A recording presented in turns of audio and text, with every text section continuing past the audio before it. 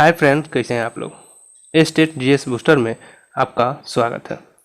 आज हम लोग ए स्टेट से संबंधित कुछ महत्वपूर्ण प्रश्नों को देखने वाले हैं। तो चलिए स्टार्ट करते हैं। चीन में 1911 ईस्वी में एक विद्रोह हुआ और उस विद्रोह के क्या परिणाम हुए। पहला ऑप्शन है एक गणतंत्र की स्थापना हुई, दूसरा सामंतवाद की स्थापना हुई, तीसरा प्रजातंत्र की स्थापना हुई और चौथा जनसाधारण समस्याओं में वृद्धि हुई। तो इसका सही आंसर हो जाएगा एक गणतंत्र की स्थापना हुई। 1911 ईस्वी में चीन के विद्रोह में गणतंत्र की स्थापना होती है और इसके स्थापना का श्रेय डॉक्टर सन्यात सेन को जाता है। विश्व के प्राचीनतम गणतंत्र लिच्छवी, विश्व में सबसे प्राचीनतम गणतंत्र राज्य लिच्छवी था और लिच्छवी की राजधानी वैशाली थी।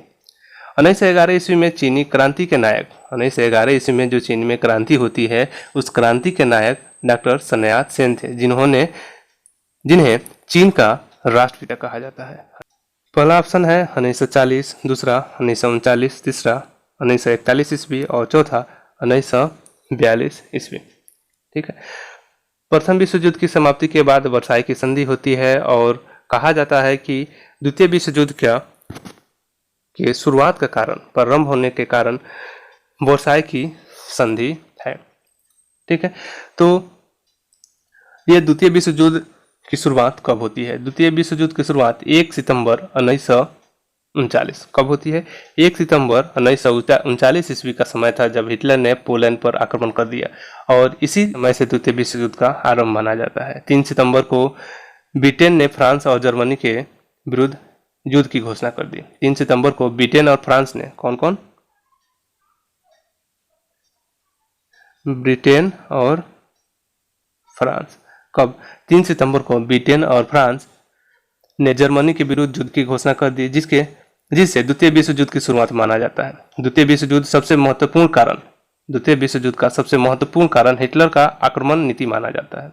जर्मनी के साथ इटली और जापान ने भी युद्ध में भाग लिया था। द्वितीय विश्व युद्ध के बाद फ्रांस और ब्रिटेन का महत्व कम हो गया, रूस और अमेरिका का महत्व बढ़ गया। द्वितीय विश्व युद्ध में भारत के बिना भारतीयों के सलाह से शामिल कर लिया था। मतलब द्वितीय विश्व युद्ध में जो हुआ था उसमें भारतीयों को बिना भारतीयों के सलाह से उसमें शामिल कर लिया था और इसके विरोध में कांग्रेस मंत्रिमंडल ने त्यागपत्र दे दिया था।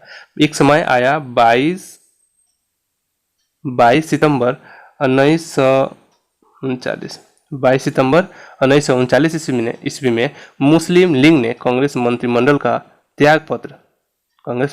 के त्यागपत्र को मुक्ति दिवस के रूप में मनाया। ठीक है। द्वितीय विश्व युद्ध में लगभग 61 देशों ने भाग लिया था। तो चलिए अगले क्वेश्चन की तरफ बढ़ते हैं। अगला क्वेश्चन है चंपारण सत्याग्रह का संबंध था। चंपारण सत्याग्रह का संबंध किससे था? नील से था, मिल मालिकों से था, प्लेग से था और भूमि के नए कर निर्धारण से था। ठीक है। तो चंपारण सत्याग्रह का संबंध किससे था? चंपारण सत्याग्रह का संबंध नील से था। चंपारण सत्याग्रह का संबंध नील किसान से था। जर्मनी में कृत्रिम नील के उत्पादन से नील की कीमत कम हो गई थी। यह 1913 ईस्वी से। कब? 1913 ईस्वी से। नील उत्पादन से किसान की, अब यह आंदोलन हुआ था क्योंकि इस समय जो नील का उत्पादन हो रहा था उससे किसान की भूमि की उर्वरता कम हो जाती थी। और गांधी जी जब प्रथम आंदोलन शुरू किए थे उस समय 3 कठिया पत्ती का विरोध भी उन्होंने किया था, क्योंकि ये 3 कठिया पत्ती ये है कि एक आपकी लैंड प्रॉपर्टी है जिसमें 3 पार्ट में एक पार्ट पर आपको नील की खेती करनी होती थी। इसे 3 कठिया पत्ती कहा जाता है, या 1 बीघा में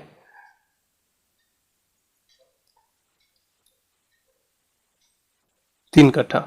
ठीक है ना, 1 बीघा में 3 कट्ठा क्षेत्र पर नील की खेती करनी होती थी। तो चलिए अगले क्वेश्चन की तरफ बढ़ते हैं। चंपारण सत्याग्रह का संबंध था।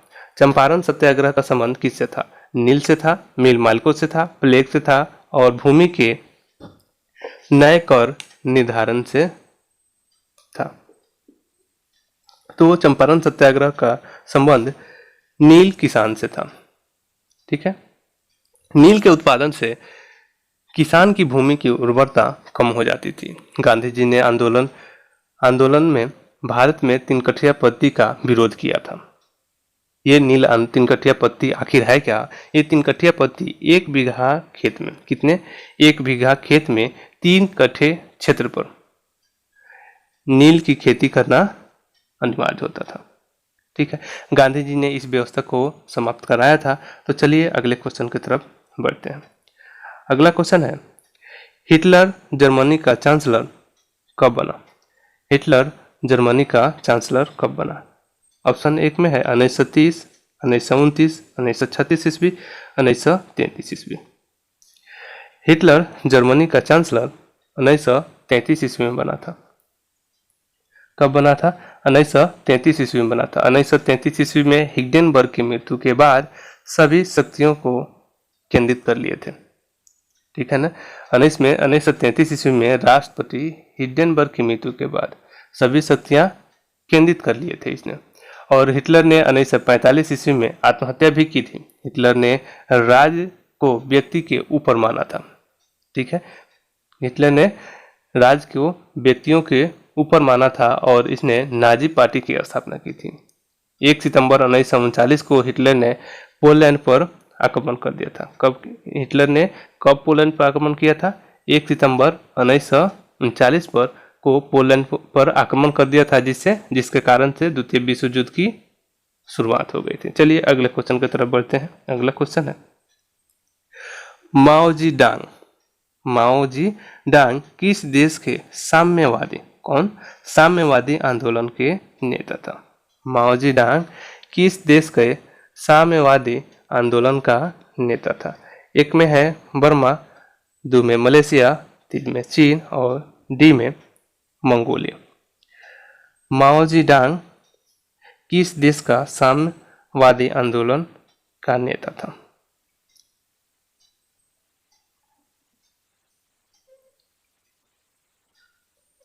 तो यहाँ आपका इसका आंसर हो जाएगा सी, चीन।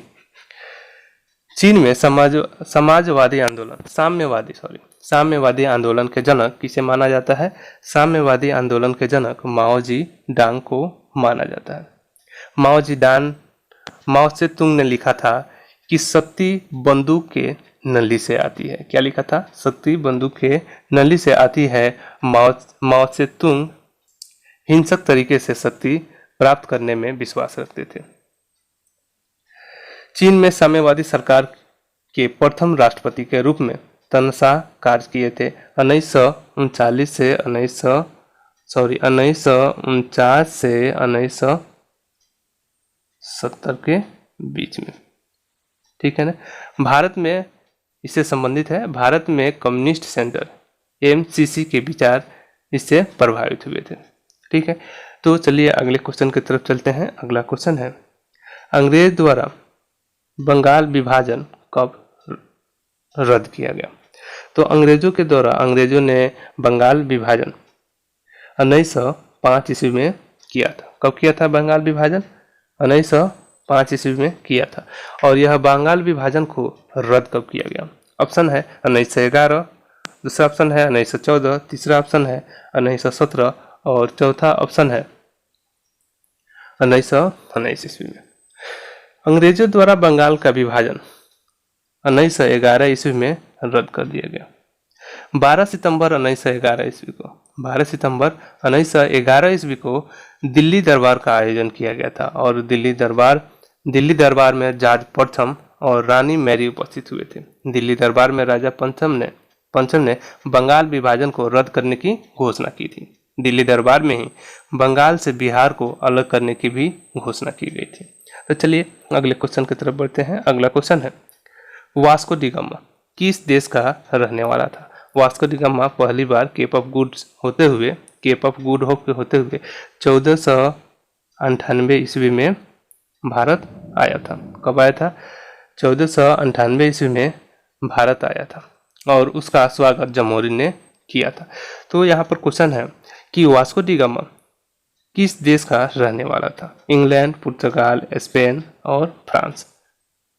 तो यह वास्को डी गामा पुर्तगाल का रहने वाला था और यह जब भारत आया तो यहाँ से मसाले को खरीद कर ले गया और उसको ले जाने के बाद उसको बहुत ज़्यादा मुनाफा हुआ था। यह अर्मेनिया निवासी Abdul Manik Vasco D gamma का मार्गदर्शक के रूप में कार्य किया था और भारत आने वाली प्रथम यूरोपीय कंपनी भी पुर्तगाली ही थी। तो चलिए अगले क्वेश्चन की तरफ बढ़ते हैं। अगला क्वेश्चन है, भारतीय राष्ट्रीय कांग्रेस की प्रथम बैठक कहाँ हुई? भारतीय राष्ट्रीय कांग्रेस की प्रथम बैठक कहाँ हुई? ऑप्शन 1 में है कलकत्ता, 2 में है मुंबई, 3 में है अहमदाबाद, 4 में है इलाहाबाद। तो भारतीय राष्ट्रीय कांग्रेस की पहली बैठक मुंबई में हुई थी। यह 27-28 दिसंबर को 1885 ईस्वी में हुई थी। कब? 27 या 28 दिसंबर को 1885 ईस्वी में हुई थी। कहाँ हुई थी? मुंबई में हुई थी, जिसमें कांग्रेस के प्रथम अध्यक्ष बियम चंद्र बनर्जी थे। कांग्रेस ने के प्रथम अधिवेशन में लगभग इसमें 72 लोगों ने भाग लिया था। कितने लोगों ने भाग लिया था? 72 सदस्यों ने भाग लिया था। कांग्रेस के सबसे युवा अध्यक्ष इसमें शामिल हुए थे अबुल कलाम आजाद। कौन शामिल हुए थे? अबुल कलाम आजाद। तो चलिए अगले क्वेश्चन की तरफ बढ़ते हैं। अगला क्वेश्चन है, फ्रांस की क्रांति के समय वहां का राजा कौन था? फ्रांस की क्रांति के समय वहां का राजा कौन था? लुई 14वां, लुई 16वां, चार्ल्स 10वां, लुई फिलिप। जो फ्रांस की क्रांति 1789 ईस्वी में होती है। कब? 1789 ईस्वी में। इसका एग्जैक्ट डेट हो जाएगा 14 जुलाई 1789 ईस्वी में। इस समय वहां का राजा लुई 16वां था। फ्रांस का राजा कौन था? फ्रांस का राजा लुई 16वां था। जब बस्तिल के किला को तोड़ करके वहां के क्रांतिकारियों ने कैदियों को मुक्त कर दिया था और इसी दिन को, यह दिन 14 जुलाई का था और इसी दिन को फ्रांस की क्रांति माना जाता है और 14 जुलाई को ही वहां पर फ्रांस में राष्ट्रीय स्वतंत्रता दिवस के रूप में या राष्ट्रीय दिवस के रूप में मनाया जाता है।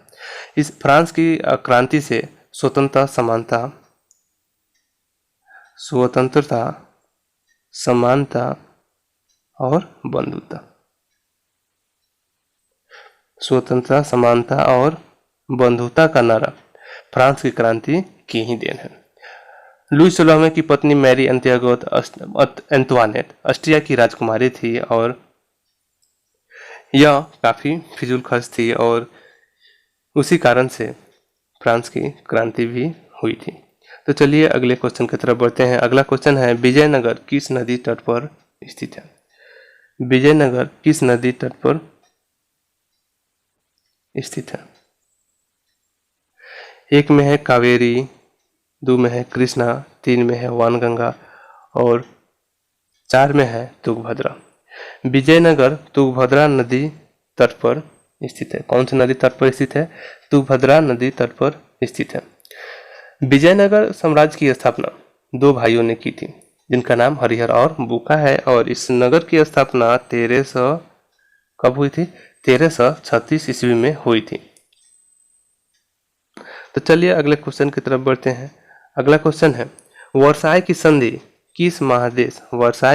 ने किस महादेश के मानचित्र को बदल कर रख दिया? ऑप्शन 1 में है एशिया का, 2 में है अफ्रीका, 3 में है अमेरिका और 4 में है यूरोप।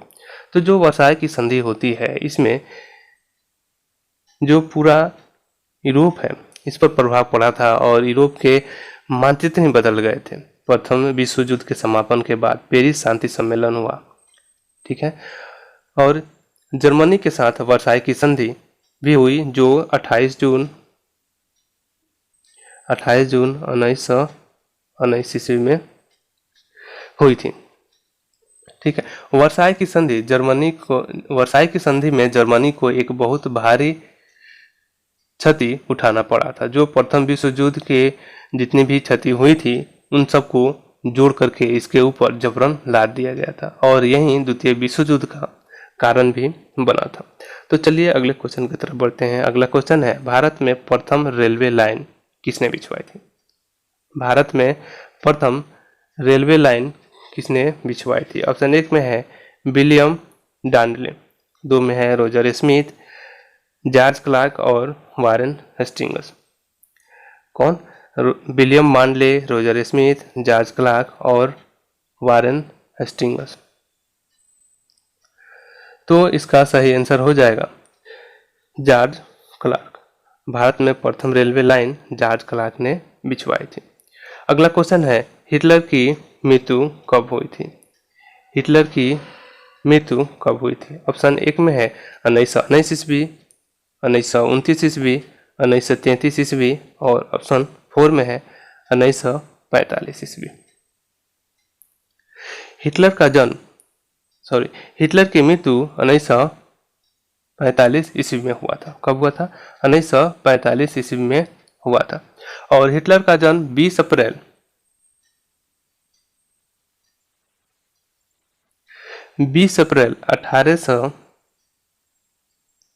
1889 ईस्वी में हुआ था। कहाँ हुआ था? वान में हुआ था।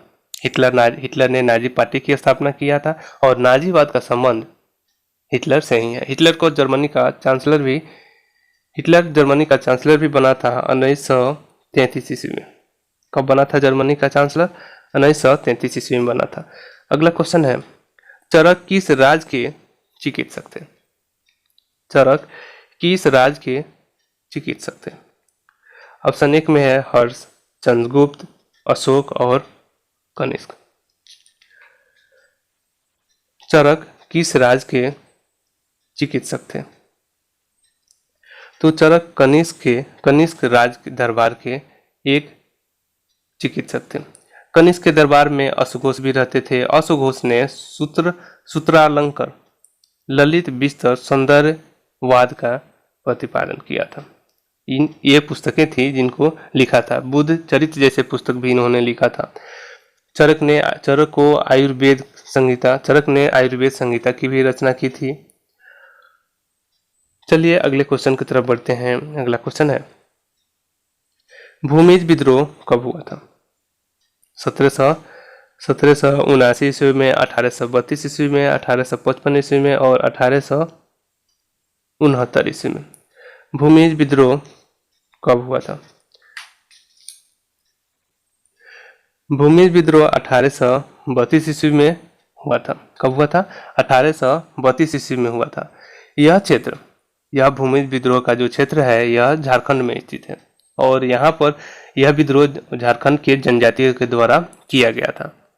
और कुछ और भी विद्रोह झारखंड में हुए थे, जैसे संथाल विद्रोह 1855 से 56 के आसपास में हुआ था। मुंडा विद्रोह भी हुआ था 1894 से 1900 ईस्वी के बीच। पाइक विद्रोह भी 1817 ईस्वी में हुआ था। ठीक है ना।